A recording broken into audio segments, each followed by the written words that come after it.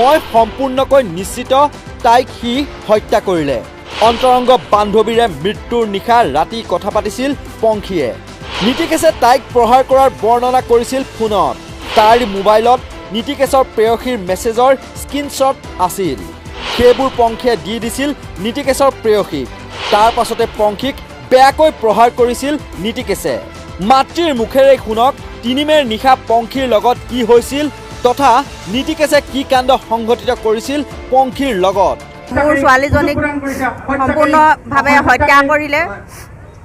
সেয়া 100% মই নিশ্চিত, প্ৰথমৰ পৰাই মই নিশ্চিত আৰু এতিয়া যিবিলাক তথ্য পাইছোঁ সম্পূৰ্ণৰূপে মই নিশ্চিত তাইক সি হত্যা কৰি পেলালে। কাৰণ মই যেতিয়া তাইৰ লগত 10টা বজাৰ সময়লৈকে কথা পাতিছিলোঁ, তাৰপিছত মই ভাবিছিলোঁ তাই কাৰো লগত কোনো যোগাযোগ কৰা নাই। কিন্তু কালি মই গম পালোঁ এগৰাকী অন্তৰংগ বান্ধৱীৰ সৈতে তাই 11টা বজাত তাই কথা পাতিছে। তাই কৈছে যে ই মোক মাৰিলে, বহুত মাৰিলে, উখহি যোৱাকৈ মাৰিলে।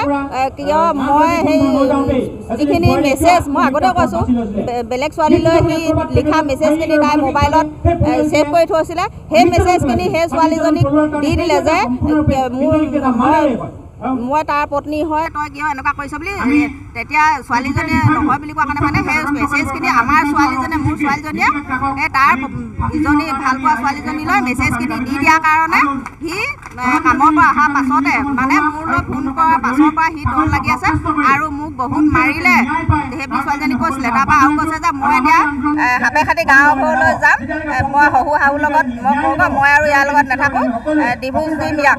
তাৰ বিষয়ে মই মানে গাঁৱৰ ঘৰত কওঁগৈ। তেতিয়া এই লগৰ ছোৱালীজনীয়ে ক'লে তই ইমান ৰাতি যাব নালাগে, এই ৰাতিপুৱাই যাবি থ এই বুলি ক'লে।